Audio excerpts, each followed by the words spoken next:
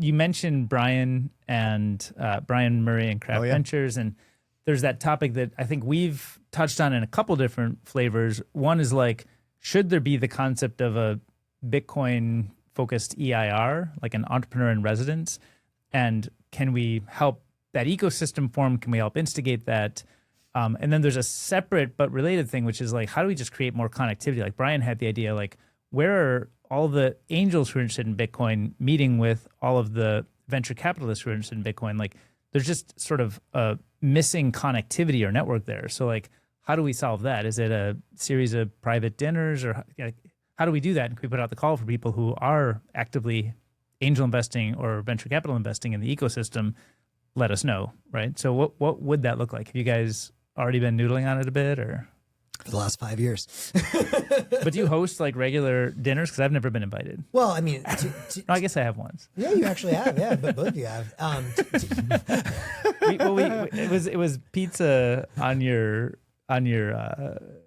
living room floor. I don't think I've been invited. Oh, really? Yeah. Oh. Well, Max is going to have to go check his notes. I'll have to check my notes, yeah. No, I mean, to be clear, I mean, to give everyone context, I mean, I have a very small fund. I mean, the first fund was $21 million. The second fund is, several $1 million as well. So it's, I mean, compared to something like Craft Ventures or some of these big guys, those are much, much larger funds. Although some of our LPs are larger funds, like folks from Ribbit, Founders Fund, et cetera.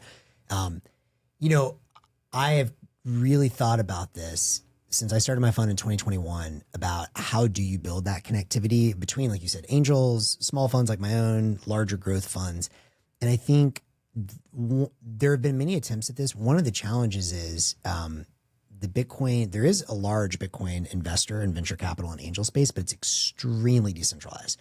Part of the reason that so much of the venture capital ecosystem has worked in the past is it's like just all been in San Francisco, right? Or the San Francisco Bay Area. And so it's easy to get folks together.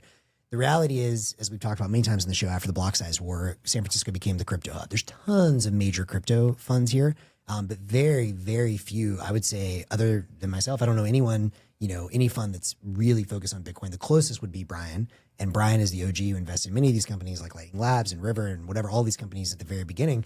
But then even his fund went a lot more into Solana over the last couple of years, as is like well documented, even though Brian is an OG and understands Bitcoin himself. And so I think the first thing, and so there have been groups of VCs and angels, but they're all over the world. Lots of them are in Texas, lots of them are international, a couple in the Bay Area, but not a ton. I think the first thing is, finding folks, not just who are into Bitcoin. I mean, yes, Bitcoin dinners with, the sort of closet Bitcoin VCs like Brian. I think you introduced me to someone from GC, a few others. Like there are people that are Bitcoiners. At Founders Fund, there's a couple, and getting them together with angels. But I think another big piece of this is getting folks who maybe were Bitcoiners, started experimenting with crypto and saying, hey, this is pretty cool because I like decentralization. That Bitcoin thing is kind of dead. And just getting them to realize, wait a second, actually Bitcoin is still around. Like I know you guys are great, friends with funds like Electric, others.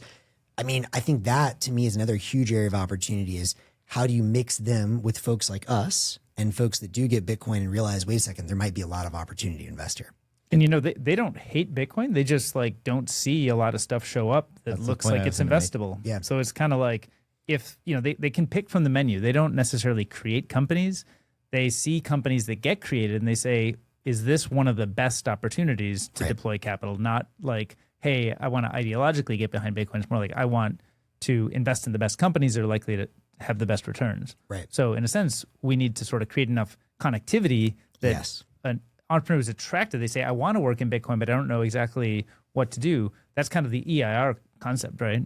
Right. And so I think now is the time to reconnect with people. I mean, the Brian Murrays of the world who remain believers in Bitcoin, but I mean, he would love to see 100x the business ideas who wouldn't that incorporate Bitcoin that are attractive opportunities. And even those who like crypto VC funds that aren't really, rarely or never invest in Bitcoin stuff, but they do other, tokens or whatever. Mm-hmm. I mean, speaking with them, that none of them hate Bitcoin. None of them are like have written it off. It's more just like, where are the opportunities? But as we've been discussing week after week, we think we're on the precipice for lots of opportunities. I think the hackathon will be a nice data point. What gets built? So, the trends of vibe coding and then just the trend of like improving Bitcoin technology and Bitcoin payment technology, those two trends intersecting with each other this year, I think I'm 100% certain there's going to be orders of magnitude more things built. Definitely. And when you get law of large numbers, like, yeah, a lot of it will be like not compelling, but when you have thousands of people building thousands of applications, some will be compelling. And I think we're going to start seeing adoption. And when we see that, we're going to see an explosion of investment opportunities, and then that'll beget more. It'll spur on more creativity and innovation, because like then all of a sudden you get this proof point. Oh, finally someone created a killer app that people like to use, and then there'll be a bunch of copycats of that. Yeah. But it'll also spur on other innovation. So I think the timing is right for that. So the timing is right to connect or reconnect with venture capital industry. In addition to the hackathon, though, another observation we have at Presidio Bitcoin is that we have one, maybe two people who want to become members who, it just sort of dawned upon me last week in speaking with a few other people here, a couple of people were talking to me about like, how can we attract more people to become members here? And we were just brainstorming like, well, who do we want, as members, and how do we attract them?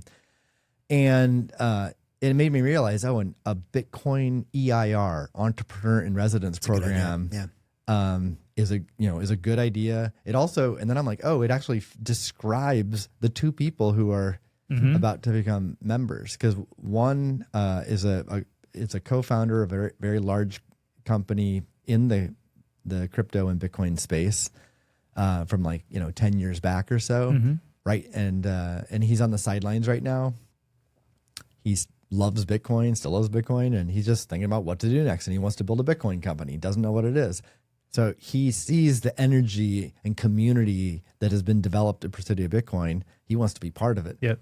And he's convinced. And so usually, so for people not familiar with an EIR program, this concept's been around for decades in Silicon Valley. Like venture capitalists will be like, superstar engineer at Google, or superstar PM, or someone who just exited their startup. All these people are on like the sideline thinking about what to do next, or they want to build a company. And the VC is like, come work out of my firm, give you $100,000 for a year, and you just think about what you want to build, right? And why does the VC do that? Well, they build a relationship with that entrepreneur, and then the entrepreneur, they're a good candidate to create an amazing new company, and that VC either has a legal contract where they get right of first refusal to invest, or just they build a relationship and the odds. I think it's more natural. Yeah, more natural. Natural to invest. So that's the VC incentive, and you can see the incentive model for everyone involved here. But in this case, people are willing to pay Presidio Bitcoin for their membership. It's almost too good to be true. Not get paid $100K just to think about what next. But the benefit they get is like a really cool place to work, and they're around a ton of smart people. They're around other startups. They're around open source developers, technical talent, product thinkers. Yep. All the events that are have occurred or are going to occur here, like Design Week and hackathons. Yep. So I think it's really compelling, even if they don't get paid $100K, for people who are thinking about what's next. I mean, we already have 4 startups working out of Presidio Bitcoin. Yeah. They're at like the seed stage, but this is like the pre-seed stage, right? Yeah. And then that's because once you get too big, Presidio Bitcoin's not once you raise a Series A, you have 10, 15 employees, we just simply can't accommodate that, or you'd overrun the space, and Presidio Bitcoin would become like XYZ Co. Or we just take over the entire building. Or we take over the Presidio. But sure at least with our current confines, like we can accommodate like 1 to 3 person startups really well, and we're already doing well with that. This would be pre-seed stage, pre-incubator or pre-incubator. But I think it would be an amazing prospect. I mean, it's already happening without us calling it that. Right. So we're just talking about, maybe we should create a Bitcoin EIR program. And it can just simply be like, yes, you have to pay for a member. Our program is you have to pay for a membership. You get all these benefits working out of here, and then leave it at that. Or maybe it evolves over time. Yeah.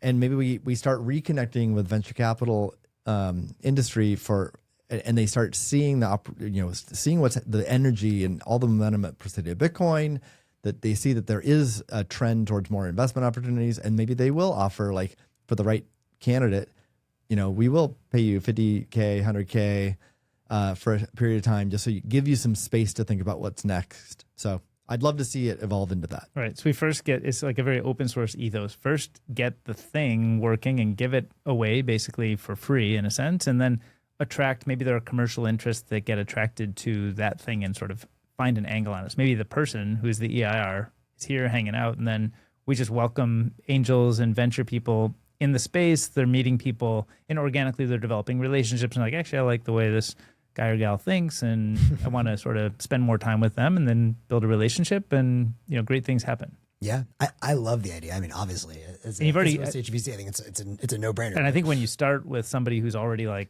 exited founder, successful background, that it sort of sets the tone. But it doesn't mean it's just that. It just sort of sets the tone that is available. That's on the menu. Yeah. But there's also a lot of hacker kids who come up with like the next great thing that you're not even thinking about. Right. Well, I mean, the other person that is potential to go down this path, he's at a very large Silicon Valley tech company.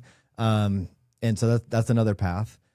But yeah, the one you just mentioned, David, I think that's super exciting. More the young, right straight out of university. And we're trying to establish ties with like Stanford and Berkeley and other local universities, because in general, I think Bitcoin is like underserved at these universities.